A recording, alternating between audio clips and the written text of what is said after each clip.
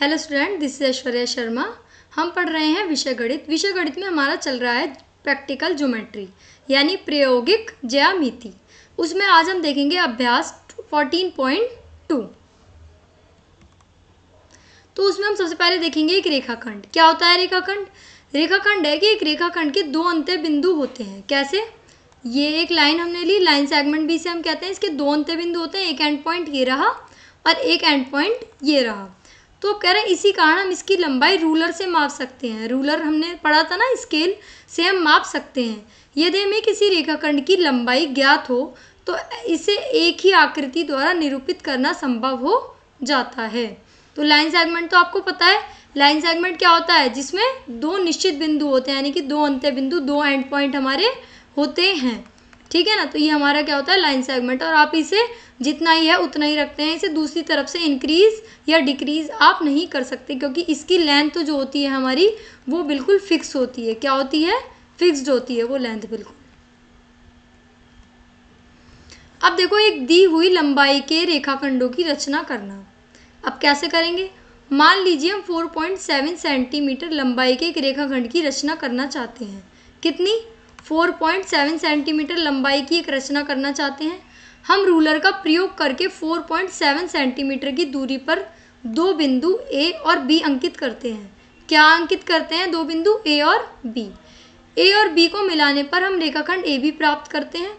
बिंदु ए और बी को अंकित करते समय हमें रूलर पर सीधे नीचे की ओर देखना चाहिए और अन्यथा हमें सही उत्तर प्राप्त नहीं होगा। अब कैसे? मान लीजिए हम 4.7 सेंटीमीटर लंबाई की रेखाखंड खींचनी है, तो हम क्या करेंगे? ये है हमारा रूलर। तो रूलर पे हम 4.7 यानी कि 0, 1, 2, 3, 4। अब 7 कैसे? 1, 2, 3, 4, 5, 6, 7 है ना। तो 4.7 ये हो गया हमारा। तो 4.7 सेंटीमीटर की दूरी पर दो बिंदु ले लिए हमने, ए और बी ले लिए ना। क्या क्या लिए? ए और बी। हमने यहाँ से मेज़र करके दो बिंदु ले लिए। हमने क्या करा? जब दो बिंदु हमने एक यहाँ लिया और एक यहाँ बिंदु लेकर हमने इसे मिला दिया। हम क्या करेंगे? अब इसे मिला देंगे और यहाँ लिख देंगे 4.7 और यहाँ इसे नाम दे देंगे ए और बी। तो एक दी गई लंबाई के रेखाखंड की रचना हमने कर दी। अब देखो रूलर और प्रकार का प्रयोग कैसे। चरण 1, एक रेखा L खींचिए और उस पर एक बिंदु A अंकित कीजिए। एक रेखा खींची हमने L। क्या रेखा खींची हमने? L। और उस पर हमने बिंदु अंकित कर दिया ना। बिंदु हमने अंकित करा उस पर A। अब कह रहे हैं प्रकार के नुकीले सिरों को रूलर के शून्य पर रखिए। प्रकार का ये जो नुकीला सिरा है इसे रूलर के किस पे रखना है? शून्य पे। 0, 1, 2, 3 ऐसे नंबर होते हैं ना, रखिए। इसे इस प्रकार खोलिए कि पेंसिल वाला सिरा 4.7 सेंटीमीटर पर चिन्ह आ जाए। हम काउंट करेंगे ना, 1, 2, 3, 4, 5, 7। तो एक सिरा 0 पे हो और एक सिरा इस पे, तो चिन्ह पर आ जाए। आ गया वो सिरा, हमने ऐसा करके खोल लिया। यह सावधानी लेते हुए कि प्रकार के फैलाव में कोई परिवर्तन न हो। यानी कि आपने जो सिरा रखा है ये बिल्कुल एग्जैक्ट यहीं आना चाहिए। ऐसा नहीं है कि आपका सिरा ये प्रकार हल्का सा भी, ये वाली जो साइड है आगे पीछे हो गई, हल्की सी थोड़ी इधर हो गई या फिर थोड़ी इधर हो गई, तो ये हमारा जो ड्रॉ करने वाली फिगर है ये हमारी गलत हो जाएगी। तो कोई परिवर्तन न हो, उसको नुकीले सिरे को बिंदु ए पर रखें और एल को बिंदु बी पर काटता हुआ एक चाप लगाएं। एक लाइन थी ना एल, तो यहाँ पर हमने एक बिंदु रखा, यहाँ पे हमने एक चाप लगा दिया ये चाप। जब चाप लगाया तो ए बी वांछित लंबाई रेखा 4.7 सेंटीमीटर का एक रेखाखंड है। तो ये चाप लगा के इसे नाम दे दिया बी। तो अब ये यहाँ से लेके यहाँ तक की जो लंबाई है, क्या है? यहाँ से लेके यहाँ तक की लंबाई। तो ये जो यहाँ से यहाँ तक की लंबाई थी ये थी 4.7 सेंटीमीटर का लाइन सेगमेंट ये हमारा हो गया। तो 4 स्टेप हमारे आए। स्टेप नंबर 1, स्टेप नंबर 2 कैसे रेखा खींची थी हमने? पहले बिंदु अंकित करा, फिर प्रकार के नुकीले सिरे को हमने रूलर पर रखा था 0 पे और यहाँ इसे रखा था 4.7 पे। फिर हमने बताया था कि ये कोई भी नुकीला सिरा आगे पीछे नहीं होना चाहिए, बिल्कुल एग्जैक्ट होना चाहिए। फिर हमने उस लाइन सेगमेंट को एक पॉइंट ए पे एक पॉइंट माना और दूसरे पॉइंट को बी से काट दिया। तो अब ये जो हमें लंबाई प्राप्त हुई 4.7 सेंटीमीटर की प्राप्त हुई। ठीक है। अब फर्स्ट क्वेश्चन हमारे सामने है। रूलर का प्रयोग करके 7.3 सेंटीमीटर लंबाई वाला एक रेखाखंड खींचिए। कैसे खींचेंगे अब हम रूलर का प्रयोग करके? देखो, रचना के पद ए और बी 7 सेंटीमीटर का खींचना है। एक रेखा खींचिए, उस पर बिंदु ए अंकित कीजिए। सबसे पहले एक लाइन खींच ली एक लाइन, उस पर एक बिंदु अंकित कर दो ए। कर दिया।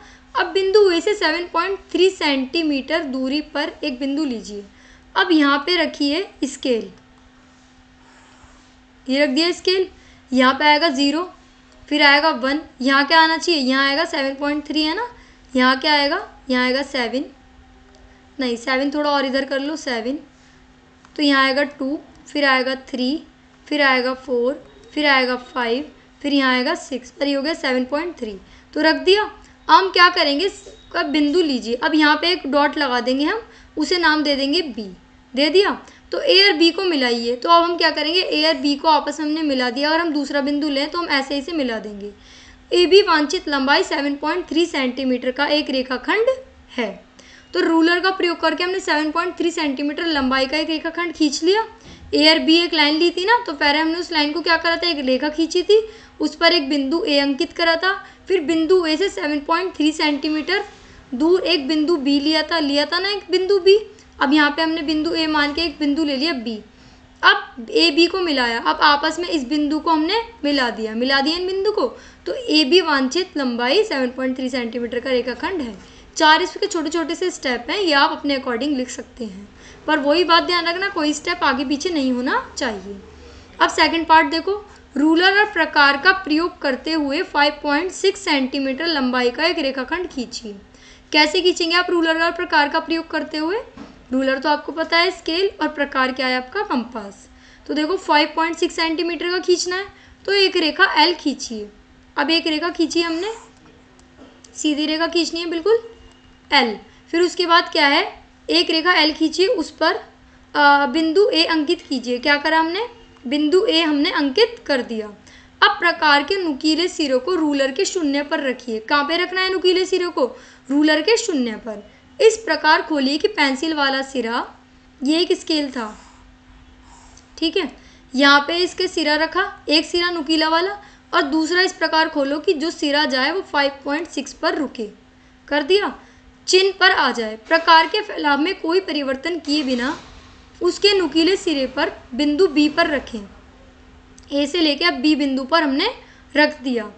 अब एल को बिंदु बी पर काटता हुआ एक चाप लगाएं। यहाँ पे हमने एक चाप लगा दिया बी बिंदु पर, ये था 5.6। अब ए बी की जो लंबाई है वो 5.6 वांछित रेखाखंड है। तो इसके भी 4 स्टेप थे इजी, वो हमने कर लिए। तो हमारा सेकंड पार्ट कंप्लीट हुआ। रूलर प्रकार का प्रयोग करते हुए 5.6 सेंटीमीटर लंबाई का रेखाखंड खींचिए। आप एक और लंबाई का रेखाखंड भी खींच सकते हैं ऐसी हेल्प से। अब देखो थर्ड, 7.8 सेंटीमीटर लंबाई का रेखाखंड ए बी खींचिए। इसमें से ए सी काटिए, जिसकी लंबाई 4.7 सेंटीमीटर है। बी सी को मापिए। तो देखो पहले एक रेखाखंड खींचेंगे हम। ये रेखाखंड हमने खींचा, कैसे खींचेंगे? रूलर के शून्य को बिंदु ए पर रखिए। रूलर के शून्य को हमने बिंदु ए पर रखा। फिर 7.8 सेंटीमीटर का दूर एक बिंदु बी लीजिए। चाप लगा दिए यहाँ से 7.8 सेंटीमीटर का, तो 7.8 का। अब इसमें ए सी काटी, जिसकी लंबाई 4.7 सेंटीमीटर है। अब एक बिंदु लिया हमने यहाँ पे। पहले हमने क्या करा? यहाँ से ए फिर से नुकीला सिरा रखा, फिर यहाँ से हमने 4.7 पर चाप लगा दिया, इस पे 4.7 पर। तो अब हमने इसे यहाँ से काटा। अब काटने के बाद ये कह रहे हैं बी सी बताओ। तो बी और सी को रूलर की सहायता से आप नापेंगे तो 3.1 सेंटीमीटर आएगा। और आप इसे माइनस करके भी देख सकते हैं। 7.8 में से जब 4.7 लेस करोगे तो 8 में से 7 गया 1, 4 में से 7 गया, कितने बचे? 4 में से 7 गए 3, तो 3.1 सेंटीमीटर प्राप्त हो जाएगा। ओके, तो रूलर के शून्य बिंदु को आपने लिया ना। और अब देखो एक चीज़ और, अगर हम बी सी को और ए सी को प्लस करते हैं, बी सी को और ए सी को हम अगर हम प्लस करते हैं तो हमारा आंसर आएगा ए बी के बराबर। देखिए बी सी हमारी क्या है? बी सी है हमारी 3.1, ए सी हमारी कितनी है? 4.7। तो जब आप इन्हें प्लस करोगे तो देखो 3.1 और 4.7, तो 7 और 1 8 और 3 और 4 7, तो 7.8 आ गया ना 7.8। और ऐसे ही 7.8 में से जब आपने 4.7 लेस करा तो 3.1 आया। 7.8 में से अगर आप ये लेस करेंगे तो आपका 4.7 आ जाएगा। तो इस तरीके से आप अपने क्वेश्चन को रीचेक भी कर सकते हैं, ठीक है। अब फोर्थ क्वेश्चन में हमसे क्या बोला है, हमसे पूछा है फोर्थ क्वेश्चन में 3.9 सेंटीमीटर लंबाई का एक रेखाखंड ए बी दिया गया है। एक रेखाखंड पी क्यू खींचिए जो रेखाखंड ए बी को 2 गुना है। क्या है, ए बी का 2 गुना। मापन से, अब क्या है, मापन से अपनी रचना की जांच कीजिए, ठीक है ना। तो देखो रचना के पद क्या है, पी एक्स और क्यू। तो देखो रचना के पद में हम क्या लिखेंगे, एक रेखा एल खींचिए। पहले हमने एक रेखा खींच ली एल, कौन सी रेखा खींची, एल। अब कह रहे हैं रेखा पी एक्स इस प्रकार बनाए कि पी एक्स की लंबाई ए बी की लंबाई के बराबर हो। पी एक्स इस प्रकार बनाए कि पी एक्स की लंबाई ए बी की लंबाई के बराबर है। क्यों, क्योंकि 3.9 सेंटीमीटर लंबाई का एक रेखाखंड ए बी है हमारे पास। तो हम क्या करेंगे, यहाँ पे नुकीला सिरा रखेंगे और यहाँ पे 3.9 सेंटीमीटर का चाप लगा के यहाँ पर इसे एक्स नाम दे देंगे, ये बराबर है। तो रेखाखंड पी एक्स इस प्रकार बना दिया।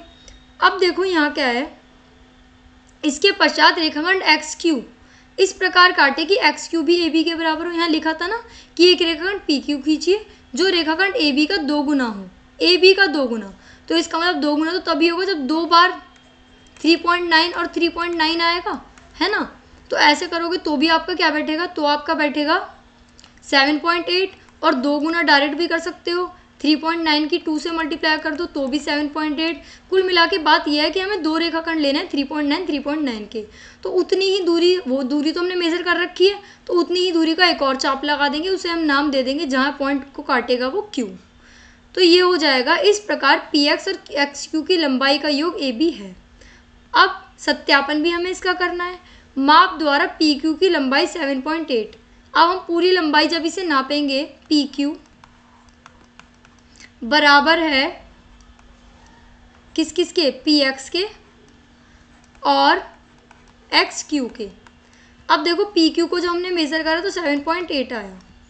अब हम क्या करेंगे, हम पी एक्स को मेज़र करेंगे। पी एक्स को मेज़र करो 3.9, एक्स क्यू को मेज़र करो 3.9। तो ये भी 7.8 और ये भी 7.8 हमारा आ गया, ठीक है ना। तो दोनों हमारे क्या आ गए, 7.8 7.8। अब ये क्या कह रहे हैं, अब हमें बताना था कि इसका 2 गुना हो। तो हम क्या करेंगे, देखो 7.8 है ना, तो पी एक्स और एक्स क्यू समान है, तो हम पी एक्स और एक्स क्यू की जगह हम ले सकते हैं A B plus A B. क्यों, क्योंकि दोनों समान है। तो ये हो गया 2ab। किसकी लंबाई हो गई, 2ab। 2ab लंबाई हुई हमारी पी क्यू की। तो हो गया ना ये इसका 2 गुना।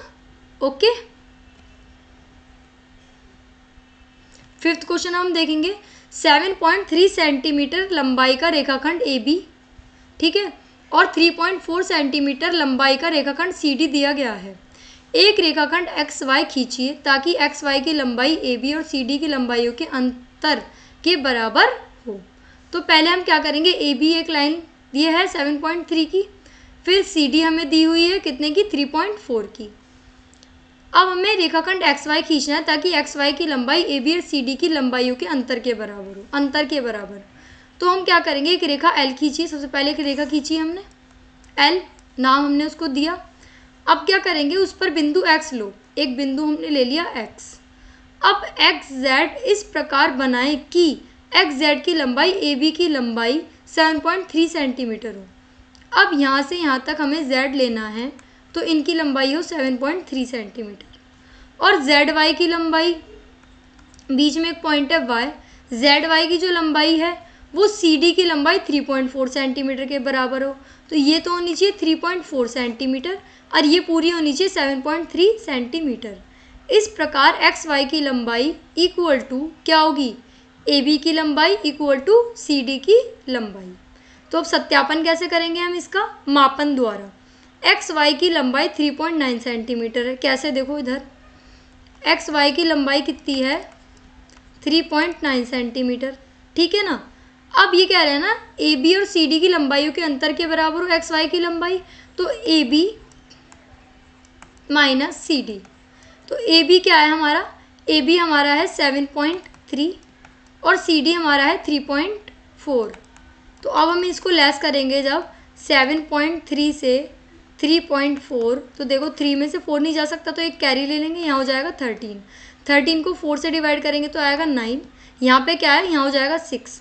6 में से 3 गए 3, तो ये हमारा हो जाएगा 3.9। क्या हो जाएगा 3.9। तो हम कह सकते हैं कि एक्स वाई की लंबाई ए बी और सी डी की लंबाइयों के अंतर जो कि 3.9 है के बराबर है।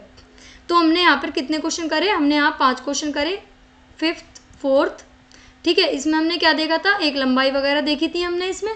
अब देखो अगर इसी क्वेश्चन को हमने क्या सीखा finally, so what did we learn today, क्या सीखा हमने, ये सीखा कि जैसे एक लंबाई हमें दी हुई है, ये एक पॉइंट इस पर है x और y, ठीक है ना, x और y, यहाँ बीच में एक पॉइंट दे दिया O।